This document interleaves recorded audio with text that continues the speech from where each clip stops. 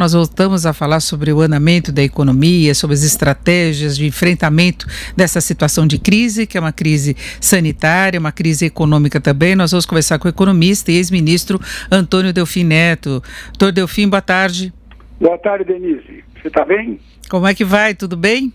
Eu vou andando e me defendendo. Eu espero que você também. No isolamento. Eu não estou tão assim no isolamento, mas eu queria saber como é que o senhor está acompanhando todas essas iniciativas no sentido de se minimizar a crise econômica. Como é que o senhor vê as perspectivas de Brasil no curto prazo, durante essa situação colocada pela pandemia, e no pós-pandemia, como é que se pode ter uma estratégia de sustentação para a economia brasileira? Eu acho o seguinte, na verdade a gente constitui o Estado. Nós, cidadãos, cada sociedade constitui um Estado e entrega para o Estado uma parte da sua liberdade para que ele possa nos coordenar em momentos de gravidade, em momentos em que essa própria sociedade está sob risco. De forma que o Estado está cumprindo a sua missão. Ele existe para isso. No caso que nós estamos vivendo, de uma pandemia, na verdade, a obrigação moral do Estado é tomar todas as medidas necessárias para que minimize o número de cidadãos que eventualmente irão a óbito por conta dessa pandemia. De forma que ele não se trata mais de um problema econômico, trata-se de um problema moral, em que não há o que discutir. Você não tem um problema de economia. Quando se instala uma coisa como esta, é preciso que aconteça exatamente o que está acontecendo. Que você centralize na mão do Estado instrumentos capazes de permitir que ele haja rápido e efetivamente para controlar a pandemia. Essa é a prioridade absoluta. É isso que nós estamos fazendo com este projeto de emenda constitucional que acrescenta às disposições transitórias da Constituição um artigo 115, que dá, na verdade, todos os instrumentos, centraliza na mão da União os instrumentos necessários para combater o vírus. O problema das despesas é um problema importante, mas menor diante do problema moral que o Estado tem e que está tentando cumprir. De forma que eu acho que, nesse ponto de vista, nós estamos indo bem, tivemos sorte, eu acho. Estamos sendo conduzidos por um ministro, na minha opinião, muito eficiente, consciente dos seus problemas, obediente às determinações dos órgãos superiores de saúde do mundo, a OMS,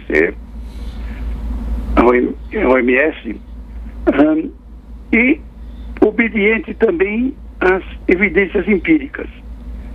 Há um problema complicado de integração entre ele e o presidente, que é uma coisa muito curiosa, Denise.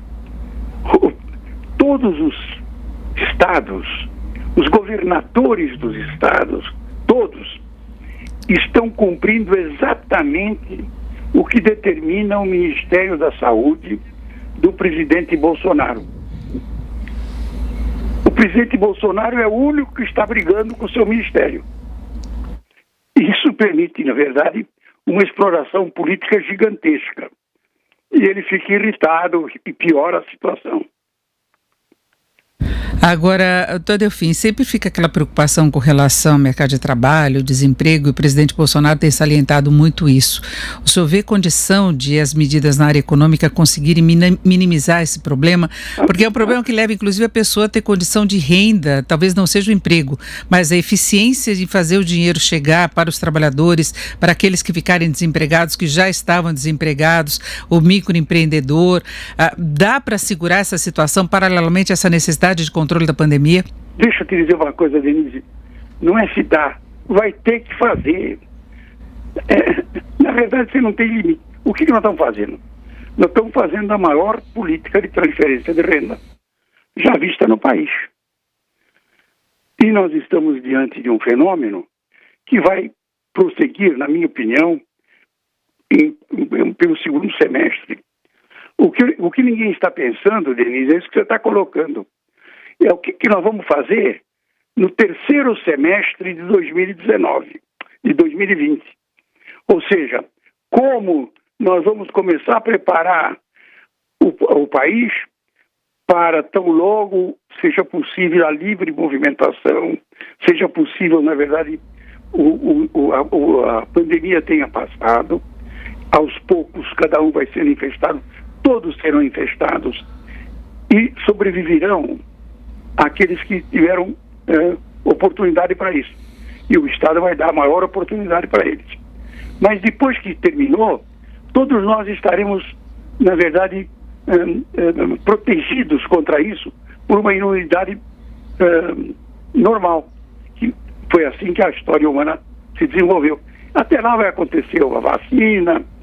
No próximo ano, quando vier o coronavírus, ele vai ser simples uma influenza. Um pouquinho pior, um pouquinho melhor, mas você já vai estar protegida pela vacina. Enquanto o que nós temos que preparar hoje é uma coisa muito importante, Denise. Nós já estávamos numa situação muito delicada. Nós entramos nessa situação delicada no final, depois da reeleição da presidente Dilma, quando ela, na verdade, foi impedida. Você já estava com 12, 13 milhões de desempregados. Você já estava com uma folga entre o que a gente supunha que era o PIB possível e o PIB efetivo de 3%, 4%. Ou seja, a demanda final já estava muito abaixo daquela que garantia o pleno emprego. A oferta ainda estava vigente. De forma que você tinha o quê? Você tinha um desemprego já devido à deficiência da demanda. O que acontece com o coronavírus? Ele vem e faz uma grande redução da oferta global. Você está diante de um fenômeno extremamente raro, que é a combinação de um aprofundamento da redução da demanda global com uma redução importante da oferta global. O resultado, Denise, será naturalmente uma profunda recessão, eu acredito que é coisa de 5%, 6%, e uma profunda pressão deflacionária. Enquanto isso acontecer, a obrigação do governo é simplesmente manter esta base mínima das pessoas para a sua sobrevivência. Não tem nenhum outro caminho, não adianta ficar discutindo. As pessoas dizem, mas está muito atrasado, porque vejam, é que não tem conhecimento do que acontece nos outros lugares. Primeiro, quando eu ouço as pessoas dizerem, o Trump deu 2 trilhões de dólares. Sim, mas os americanos só vão receber o cheque em dezembro. A Merkel deu 830 bilhões de euros, 15%, 20% do PIB. Pergunta se alguém já recebeu. No caso brasileiro, ainda tem uma coisa mais grave. É que a nossa administração é extremamente ineficiente e extremamente condicionada por leis. O funcionário público hoje não tem coragem de tomar uma decisão sem consultar antes o Ministério Público e o Tribunal de Contas. Agora tudo isso foi eliminado com a aprovação do artigo 115 das disposições transitórias. De forma que esse jogo está sendo jogado, na minha opinião, de uma forma razoável. Não, sempre haverá críticas. E há coisas muito mais sérias em andamento. Hoje, por exemplo, devia ser votado o projeto de lei complementar 149, que é uma tragédia. Na verdade, era aquele plano Mansueto transformado num Frankenstein. Que vai aumentar muito os gastos sem comprometimento da resposta aí do ajuste dos estados. Como se nós tivéssemos uma noite tenebrosa, a Câmara numa sessão virtual, tentando transferir todo o desgoverno das administrações fiscais dos estados dos últimos 20 anos para os cofres da União. Isto é, Denise, para mim e para você.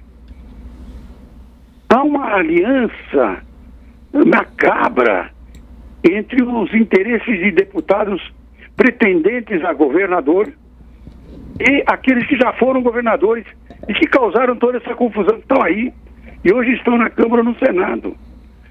Sessões virtuais na Câmara, Denise, são como sessões espíritas. Todo o poder está em quem comanda a mesa. Esse projeto hoje é uma desgraça. Aparentemente foi transferido para segunda-feira.